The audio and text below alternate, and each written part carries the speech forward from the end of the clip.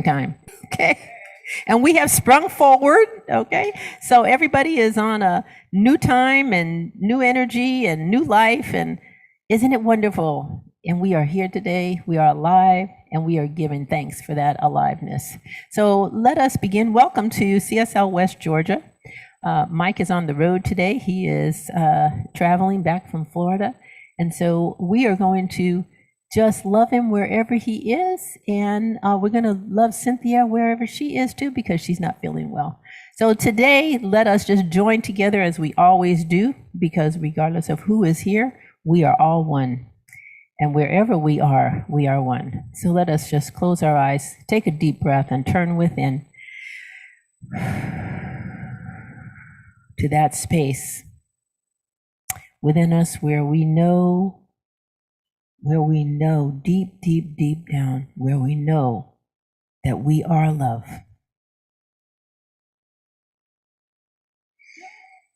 That there is that place within us that knows that we are love, and that love is able to express freely and easy, just like a spring of water flowing, just bursting out. It is no longer contained within us, but it is just showering everywhere and everyone. And so we are just feeling it now. We're just feeling that love, and we're feeling and knowing that it is expressing itself, because as we turn within, as we go deep within us, the love that we share, the love that we are, is the spirit of life itself, loving us and being loved through us. And so it is that way in which we connect with the indwelling presence of God within us, through the love that we are. And so we come together today in community, in love, in sharing, in knowing, and believing and accepting that the love that we are is right here, right where we are in this very moment. And so we are open and readily available for it and to it, and willingly experiencing it in this moment. And so with joy and love, we begin the service today knowing that we are embracing anyone and everyone who is in the sound of my voice, whether they're online, in person, or they are listening to the service later on at some other time or place. We are knowing that we are one. There is no place where God is not.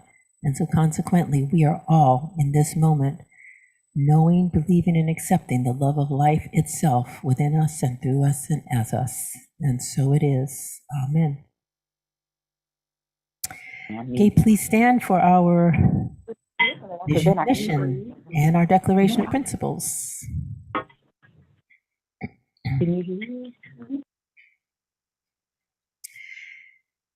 So, CSL West Georgia is a joyful global community where everyone belongs.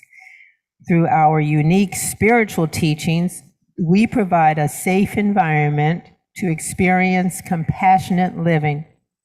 In our declaration of principles, I believe the kingdom of heaven is within us, and that we experience this kingdom to the degree that we become conscious of it. I believe in the direct revelation of truth through our intuitive and spiritual nature, and that anyone may become a revealer of truth who lives in close contact with the indwelling God. Connie is going to lead us in. I love myself so much. Stay standing. And those of you at home, you can stand too. Yay. Okay.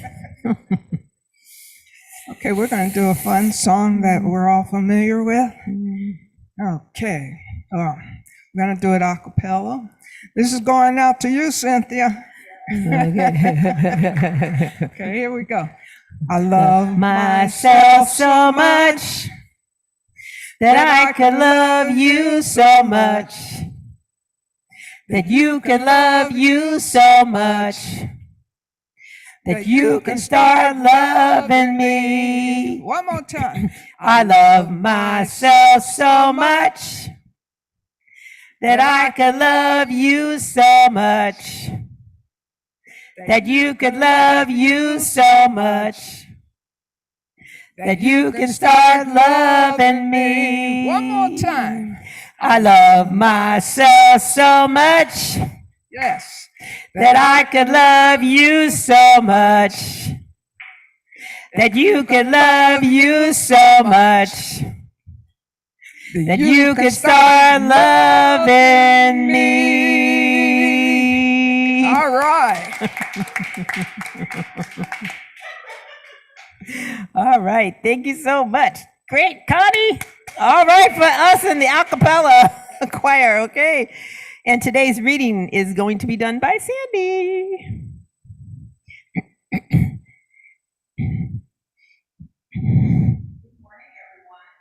Morning. And I just had a wave from Marcia telling me I have to get over here on the microphone.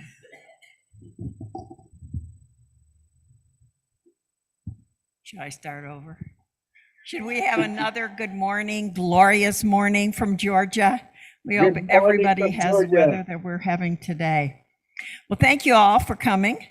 And this morning's reading, it says, don't be afraid to take baby steps. You know, we all can take baby steps in all kinds of ways. Often, people worry about taking baby steps. They worry that the steps they are taking aren't big enough or significant enough.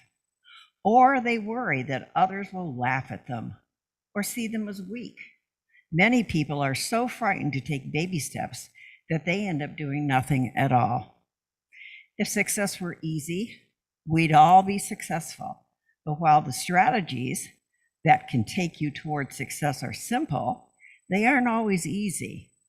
These strategies are only a roadmap. You must walk the path yourself. I've had many people ask me the best ways to write a book. My answer is always the same. Just start writing. Don't wait. Even if you can only write a single paragraph, even a sentence, it's far better than nothing. There is a common misconception that if you wait to begin, someday you'll wake up with tremendous inspiration and take a giant step. I can assure you that this is possible, and it can happen to you. However, you greatly increase the likelihood of taking giant steps if you begin with baby steps. Both of my children started taking baby steps at around 1 year of age. Thank you. Connie's helping me. Thank you, Connie. As I said, both of my children started taking baby steps at around 1 year of age. Today, I can hardly keep up with them. Every process, be it personal or professional, begins with baby steps. My wife and I decided a number of years ago, and I'll remember this is written by a man, but it could be written by a woman. My wife and I decided a number of years ago to run a marathon together. Yes, I'm proud of this. Our training began with 20 minutes of jogging per day. Baby steps. It would have been crazy for us to wait to start our training program until we were able to run an hour. We never would have been able to do it. We needed our baby steps to succeed. We've all heard people say, I don't have enough money to start a savings plan. I can only afford to put $20 a week into my savings, or even $20 a month. My answer is, great, get started. Commit to putting 5% of your earnings into your savings. Take a baby step. Then, as you make more money, you'll be in the habit of saving. Your baby steps will have trained you how to do it.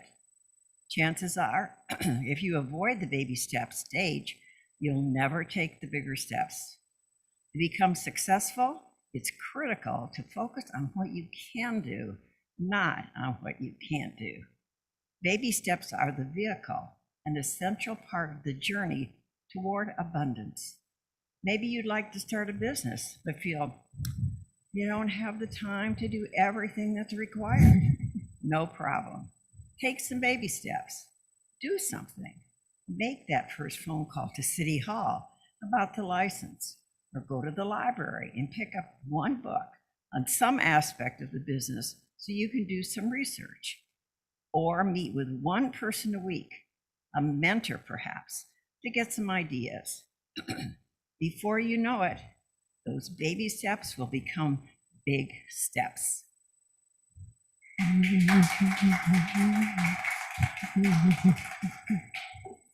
Thank you, Sandy.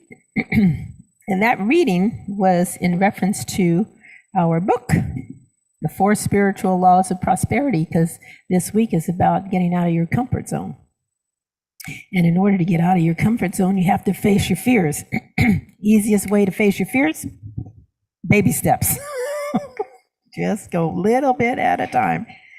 So often we want to take big old chunks, right? And just take these giant steps. And then we wonder why we fail. You know, and the thing is that we sometimes have to start where we are. Oh, hey, that's a novel idea. Start where you are. All right. So let us start where we are today. And what I want to start with is a reading from, let's move some stuff around here. Didn't mean to do that. It's all right. Put this right here. Okay, so Swami Gurumai, in her book, The Yoga of Discipline, wrote, "True seekers long to see the face of God.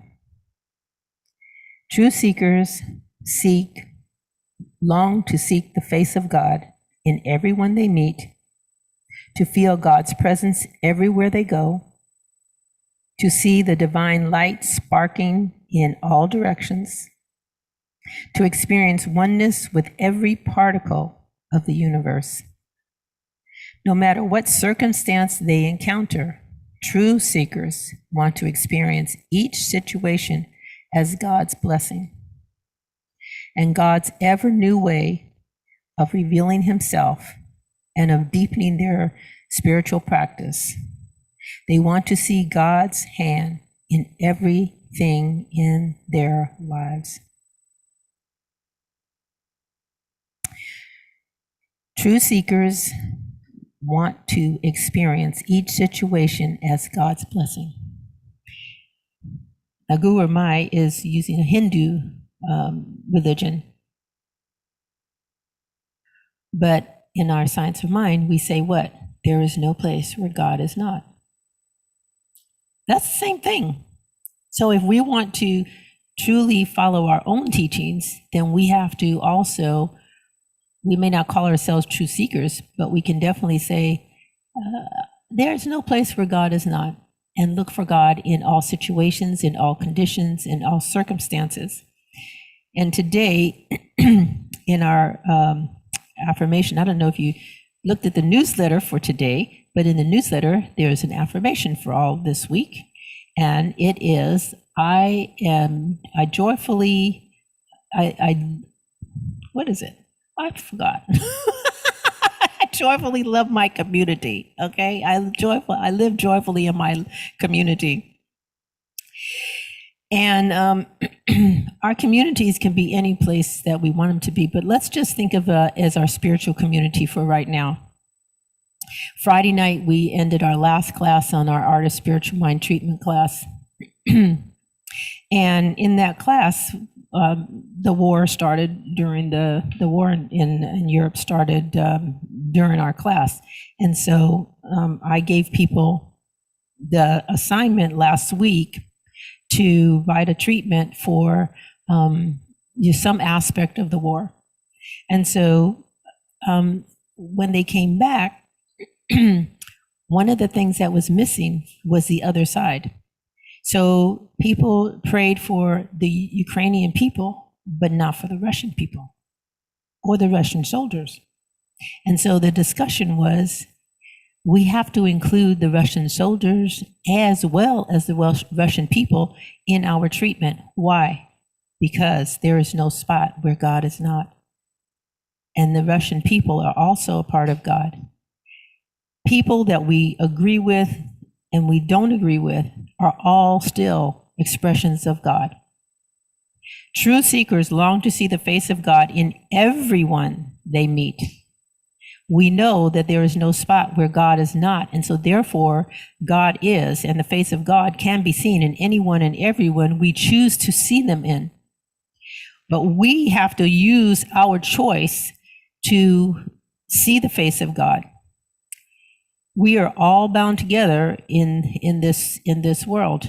And so to look at some and say those are the enemy, regardless of who the enemy is. I used to use I like to use an example of football, right? Because we had Super Bowl not too long ago. Later this year, they're going to have the World Series. And there's going to be every game, there's what? Winners and losers. And what happens every time when you have winners and losers? First of all, both sides are praying to win. They go into the game praying to win. They go into the game expecting to win. They're both praying to God to make them the winners. And if the team players aren't, the people in the stands are, right? The people who have bets on one side or the other, they are. So everybody is praying to God so that they can win. And what happens when you have a winner? You also have a loser. And so when you have a loser, what does the loser do? They dig in because they want to become a winner, because everybody wants to be a winner. But yet, at the same time, everybody's praying to the same God. So did God decide that God liked one side better than the other? Did they like the Falcons better than the 49ers? Okay? Or I don't know the baseball team, so I don't know them so well anymore. Okay? But you know what I'm saying? That both sides are trying to win. And the same thing is happening in a war. Both sides are trying to win, and both sides are praying to God to be the winner. And yet, true seekers long to see the face of God in everyone they meet. So that means that God is on both sides, that God is within everyone. And so when we do spiritual mind treatment, what we do is we pull ourselves away from the condition, from the circumstance, from the situation, and we look at it from the point of view of God's presence, of the presence of God, the life of God, and we look and we see that every single one, no matter what side they are, whatever the condition they are, that God is expressing in, through, and as them. And that is true whether you were dealing with, a war issue, a health issue, if we're dealing with relationship issues, it doesn't make any difference. Wherever you have two sides, and you have this side and this side, you have good and bad, quote unquote, God is on both sides. And God is not making one side good or bad. Who's doing that? We are doing it with our ignorance. We're doing it by looking at others and saying, you're the enemy. I had like two stories. One, my grandmother. My grandmother was born in 1899, and she turned 100 in 1999. And that meant that if she lived to 2000, which was only a few days because her birthday was in December, then she would live through touch three centuries: the 19th century, the 20th century, 21st century. She died in 2004, so she really got into the 21st century, okay? But here's the thing. Around that time, in 1999, remember how everything was going on in 2000, in 1999, it was like the world is going to come to an end. I mean, people in California were actually going up into the mountains, and doing all this stuff to protect themselves in case the whole world came to an end. Never mind that we've had centuries before, okay? All right, that nothing like that happened, okay? All right, so anyway, but the thing is that there was this producer from some movie place, some film, a documentary or whatever. They were doing this film, and somehow or another they got my grandmother's name. And they called her up several times, and the producer kept trying to ask her stories, because my grandmother was born in Georgia. She moved, she was born 1899 in Georgia. That was a time when Black people were not, particularly welcomed or enjoyed, shall we say. And so she wanted her to tell her about the difficulties and what struggles she had gone through and so forth. And my grandmother kept saying, oh, yeah, there were struggles, but, bottom line, everybody is good. People are good. You know, I mean, she kept telling her that. Do you know they didn't use her in the movie? I was like, you know, it's like, and I'm like, why would you not? You know, because what they wanted was they wanted to know all the bad stuff that had happened. Now, my grandmother, like so many Black people from that time, I have friends whose family members grew up, you know, in the South during that time. They will not talk about the bad stuff. Okay. And she was no different from other people. She wouldn't talk about it. And she never talked about any of it until late in her life. And we had a friend that just kept digging at her and until she finally said, yeah, I saw some lynchings. Okay. Or I saw the, you know, people hanging in trees afterwards. But she didn't want to tell that. Why? Because she kept trying to see God in everybody's face. She didn't call it that. But that's when you say that there is good, you know, people are basically good and there's good in everyone, you are saying the equivalent of, I am seeing the face of God in everyone. Because God is what? Good. God is good. And then I had a member, one of my practitioners who had been a pilot during Vietnam. And he was a Navy pilot. And one of the things he used to tell me was how difficult it was for him to begin dropping bombs on Vietnam. And he said what it took was him not thinking about the people that were there. They were bombing buildings. They weren't bombing people. And I'm thinking that's what happened to the Russian pilots when they bombed the theater. They saw that big red target. The words for the children were written in gray, but they saw a red target, and their humanity went out the window, and all they saw was that big red target. In order to do unpleasant things to one another, we have to separate ourselves from that other person or those people. And it's not, you know, everybody can right now relate because we're all talking about this war. But it's true for our relationships with individual people. Just think about somebody that you're angry with right now, or that you're unhappy with right now, or you're unpleasant with, or you have some broken relationship. Some, you know, like Edwin says, you have to do forgiveness work. Somebody you have to do forgiveness work with. What you have done in some way or another is you have said, this person is not like me. I cannot see the face of God in this person. That is what has happened. You are looking at the big red target. You are looking at the village with no people in it. You are separating yourself. And yet at the same time, in order to be happy together, which is today's theme, you have to do what? You have to see the face of God and embrace people and humanity. Is it easy? No, you have to take baby steps. Baby steps, where's that? You have to take baby steps. You have to work with one person at a time. You have to start with, that's why Edwin says, do forgiveness work. You do one forgiveness person at a time, and you will see, if you will start with doing one person that you forgive, step out of your comfort zone, the comfort zone of, I don't like that person, and move into a place of, you know what, I don't like them, but I'm going to find something in them that I can like. If you will do that, that's a baby step. That's moving out of your comfort zone. And that's your forgiveness work. And you start doing that with one person, you will find that you can do it with another, and another, and another.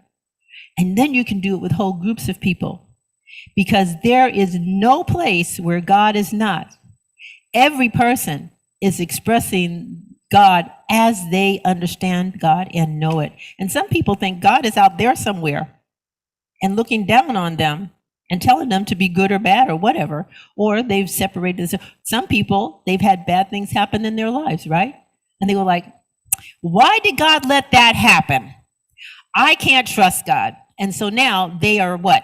on their own. And they're doing things in accordance with the world, with what they have learned in terms of this is good and this is bad. And sometimes it's not always so good, right? So we have to learn to see the face of God in people.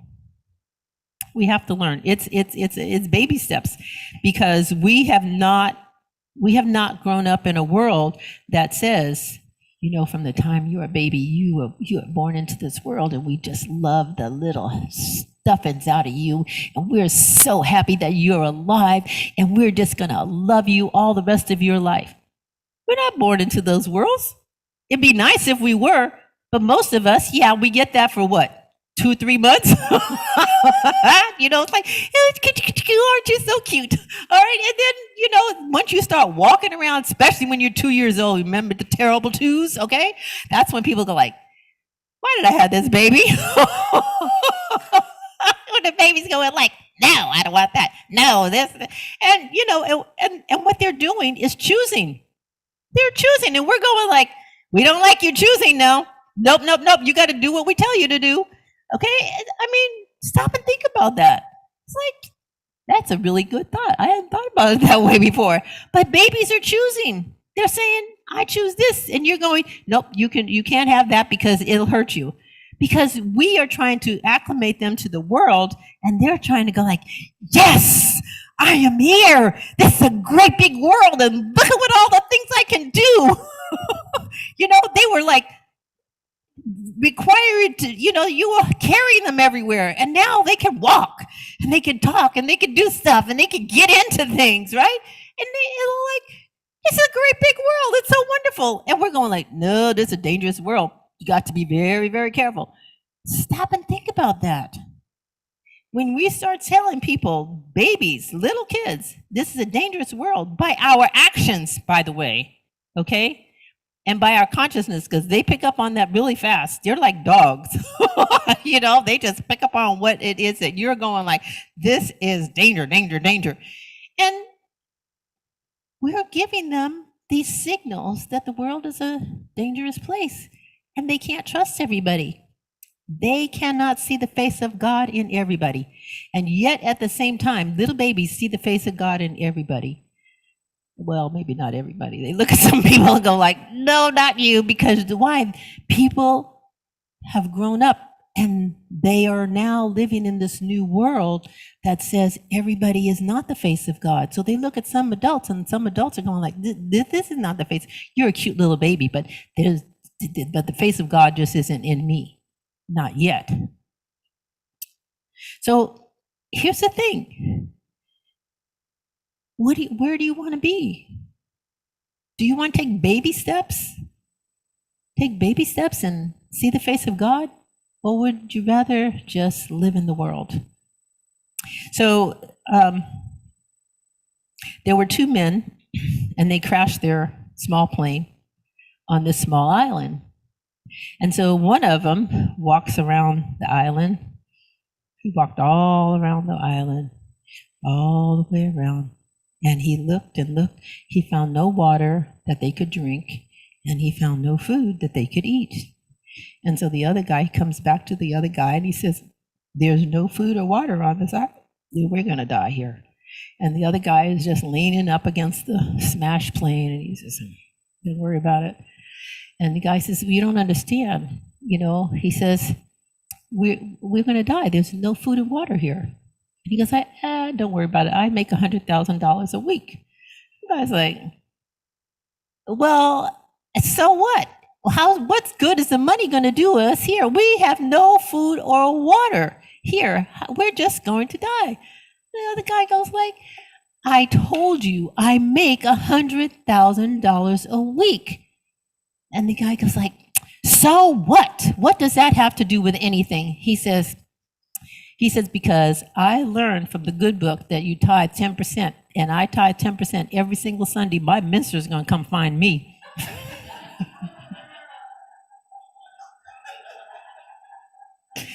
Well, I want you to know I will come find you if you're lost, even if you're not tithing.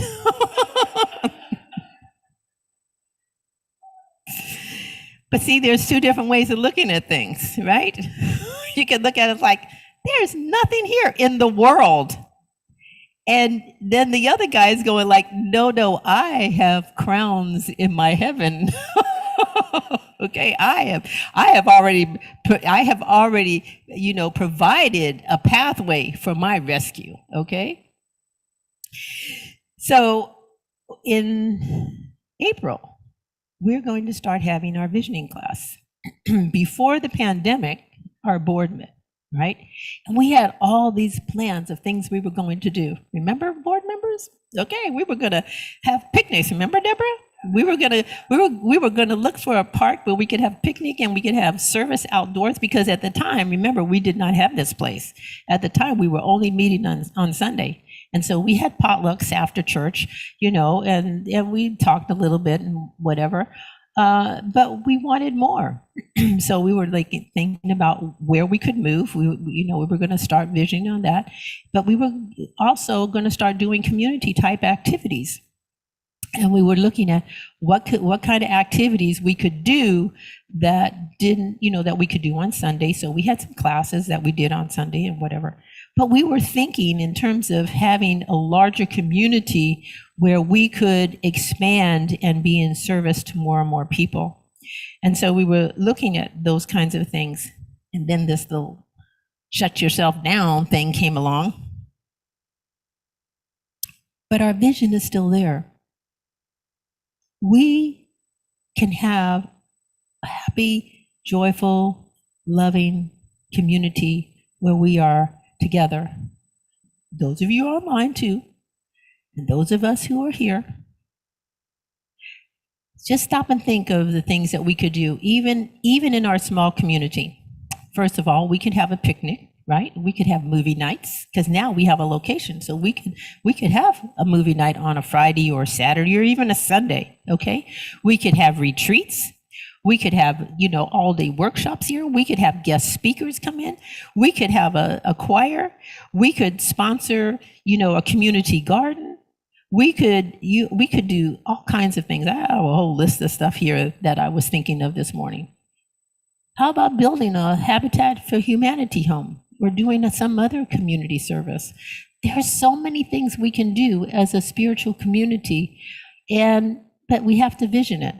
These are things that are popping out of my head, but it may not be stuff that everybody wants to do. So it's things that we have to create the environment. We have to create the vessel where these things can go in. We have to create in our mind being happy together, being in spiritual community together, being in service to one another, helping one another to see the face of God, because it's in community like this, because we rub each other the wrong way sometimes. Okay, that, don't you? Okay, you did not do this. You said you were going to and you didn't do it. I've heard it all before, okay? And so it's in spiritual community that we get to practice seeing the face of God. I remember we used to go to Silmar, and it's a religious science conference, okay, in the West Coast, and people from all over the country, even some outside of the country, used to come to the Silmar, and both religious science organizations used to have a Silmar conferences in the summer at a Silmar. It's on the West Coast of California by Monterey, and people would come in and go like, yes, this is so wonderful. And they'd love and have a really great time. And then there would be other people who'd be grumbling. Did you see the way they talked to me? And I don't know how they said that. How can you, here's the best one. How can you come to a religious science conference and act so ugly? It's like, did you notice that you noticed the ugliness? Okay, I mean, how, you have to be attuned to that, to see it. Okay, like my grandmother, she looked at people, they acted ugly. Okay, she moved from Georgia when she was 16. That was like 1916, 1917. Okay, so it was ugliness all around her. She went through the Depression. Okay, when her husband could not get a job and she did domestic work all her life, you know very good and well people said things and did things to her that were not kind, and yet at the same time she looked at them and said, oh, well, you know, there's good in everybody. Because why? There is God in everybody. I think that's the hardest thing for us to learn, because we are so focused on people in the world. We've been, from the time we were little children, we've been acclimated to there is good and bad. Well, in this world there is. And so that's why we have to choose. We are living in a world that is expressed that way. There's hot and cold, there's good and bad, there's up and down. There are opposites. We live in a world of opposites. And I think that is so perfect, because this way nobody gets thrown into the same stream. We all get to choose the life that we want to live. And no two lives are the same. None of us are going to make the same choices. We don't make the same choices in terms of relationships. We don't make the same. Sandy and I have the same color on, but it's not the same stuff. Right? I mean, we have different, she has this color top and black pants. I have this color top and black pants, but it's not the same. And it looks different on me than it does on her. So you see, the thing is even when we choose the same color, we still, I mean, haven't you seen people with the same clothes on and they look different? They have the same exact, well, Dorothea and her daughter today both have the same dress on. And guess what? They both look different in them. Because we are different people. We are expressing ourselves differently in the world, no matter how it is that we show up. So community is a place where you go to practice seeing God in everyone. And so our activities allow us to have experiences where we sort of, like the guy with the airplane, somebody's going to look and say, we're going to get rescued. Somebody else is going to say, no, we're not. Okay? So then the one who is knowing the truth has to support and love the person that says, no, we're not, where they are, and yet at the same time continue with their own spiritual development. Because, as Guru Mai says, no matter what circumstances they encounter, true seekers want to experience each situation as God's blessing. God's ever new way of revealing himself and of deepening their spiritual practice. They want to see God's hand in everything in their lives. So this week, I want to encourage you to look at everything. Take baby steps. Go just step outside of your comfort zone. Do something that's different that you haven't done before. Just take a baby step. See that there's another way of looking at it. Because in truth, there's no winners and losers. We're all winners if we're looking where? To see the face of God in whoever it is we're looking at. So with these words, let's just turn within, into that place where we truly are happy, joyful, because within we are one with the infinite presence, life, and beingness that is the perfect life of God itself. It is in this place where we feel and know and experience the oneness that we are. We can let go of all the outer world of infinite possibilities to be within ourselves, to experience those infinite possibilities, to know that they are there, and to know unequivocally that God is who and what we are, that there is no separation, no division, and therefore there is no limitation in the mind, in the heart, in the spirit of life that we are. And so as we speak these words, we are knowing that the truth of each and every person in our world is that there is a place within them where peace, where love, where joy, where goodness resides. That within each one of us, because we are one, there is that place within us that allows for all the divine goodness to be tapped into, to be touched, to be reached, to be experienced in our outer world. That the very life of God is who and what each and every human being is. And that regardless of how they are showing up, regardless of their worldly experience, regardless of how they show up or how they live their lives in the world, regardless of what they know about themselves or not know, it does not matter. They are spiritual beings, and we, taking the responsibility of being true seekers, see the face of God in every single one.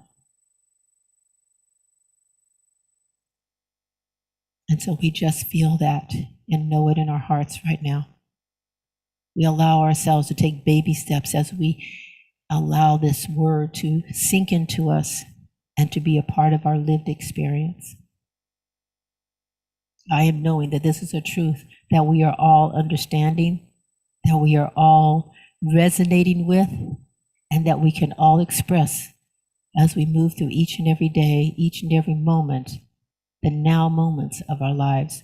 We choose constantly to see the face of God wherever it shows up.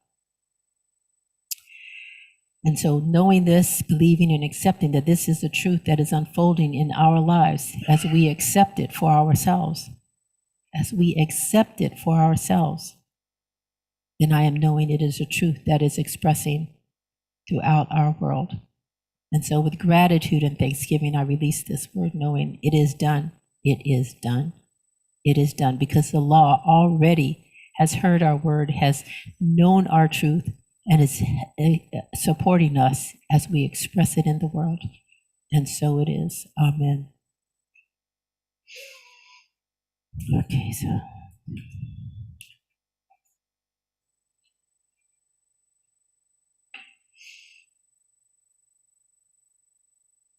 Yes. Okay, so in our program, which you don't have online, it says that we don't have special music every Sunday. And this is one Sunday we don't have special music. We're sending out good. No, we don't send out. We're knowing the truth about Cynthia and her husband, that they are both well, healthy, whole, and complete, and are experiencing that health right here and right now, even though they are not standing here with us. That wherever they are whole and perfect and complete in their health and well-being. And so we're going to do our conscious giving affirmation in your program.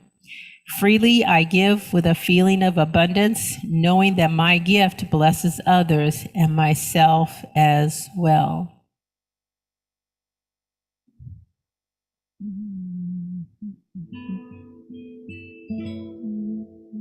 So blessed, I am so blessed. I am so grateful for all that I have. I am so blessed. I am so blessed. I am so grateful. I am so blessed. I am so blessed. Okay, and our Thanksgiving affirmation. I am grateful for the divine givenness circulating abundantly through my life, our community, and our world. It's Reverend Barbara.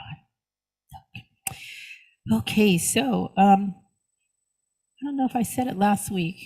Did I? I know I missed saying it the week before. Reverend Barbara Leger, who has been a guest, and she's going to come talk about us, about her peace organization one Sunday in April.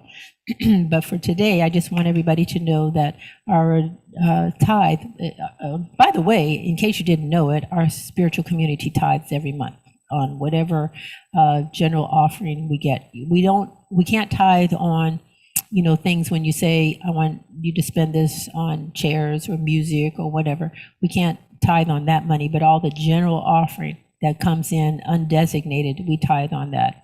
We tithe a portion to CSL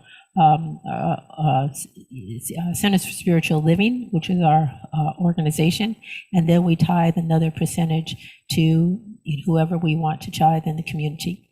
And eventually, we're going to be asking people for organizations that they would like to tithe, they would like us to tithe to. But for right now, Reverend Barbara has a peace organization that she started a ministry in and ran it for 20 years in Ukraine. And she's in contact with some of the people that she was, the practitioners that she trained in Ukraine. Anyway, she's going to come and talk to us about that. But in the meantime, we tithed last month to her organization, her new peace organization that she has. So I'll let her come and talk more about that. In the meantime, please do sign up for the visioning class. So we had a class on Friday night. People didn't like it. This one is on Tuesdays, right? It's Tuesdays, and it starts, I should have written that down. Anyway, look on the newsletter, and it's in the newsletter that you sign up for it and register. Now, you want to know, why do you want to take the visioning class? The visioning class teaches you how to vision for your own life. So last week we talked about Edwin's book.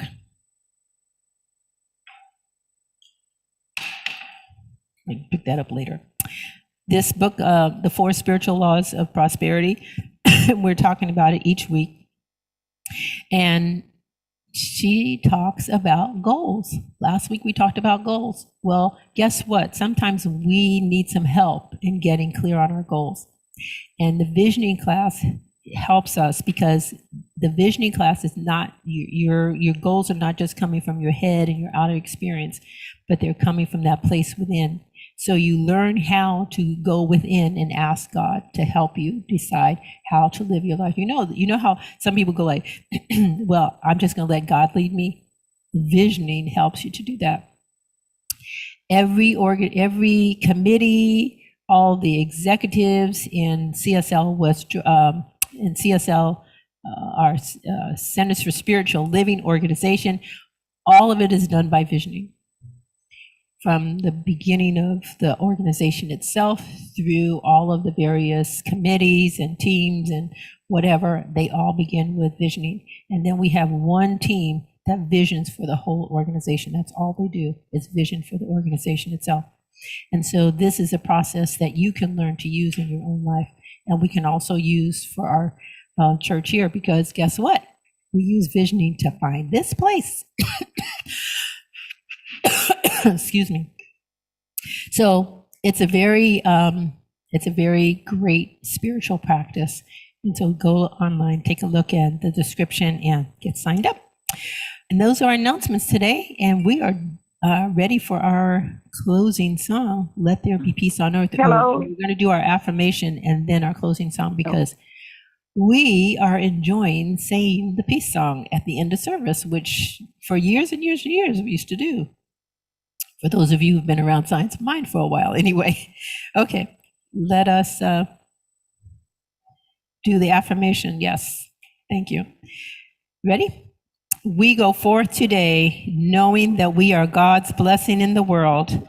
Only good goes from us, and only good comes to us, and so it is.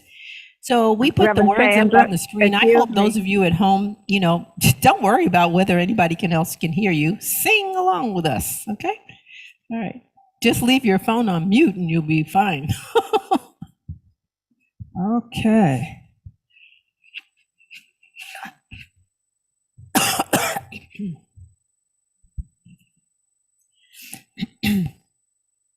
Reverend Sandra, this is Lily. Yeah, me too. Okay, yeah. Okay, I tried.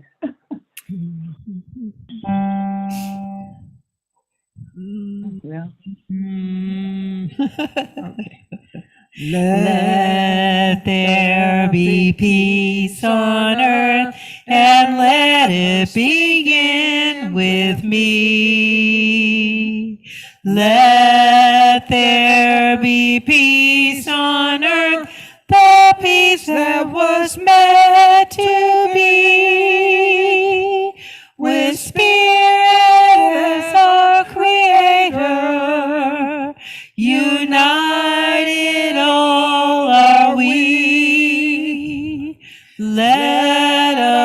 walk with each other in perfect harmony.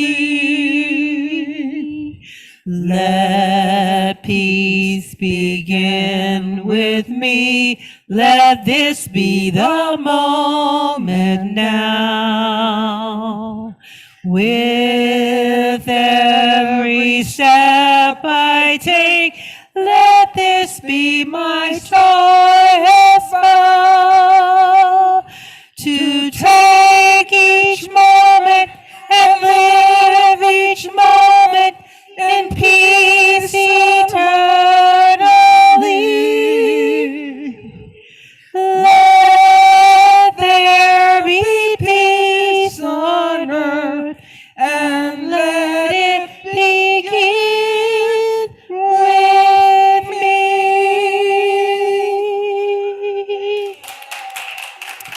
Thank you all for joining us today. Please do come back next Sunday. We'll be here, same time, same place.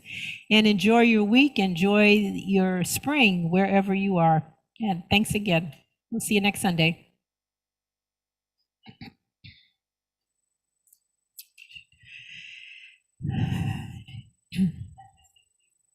I know.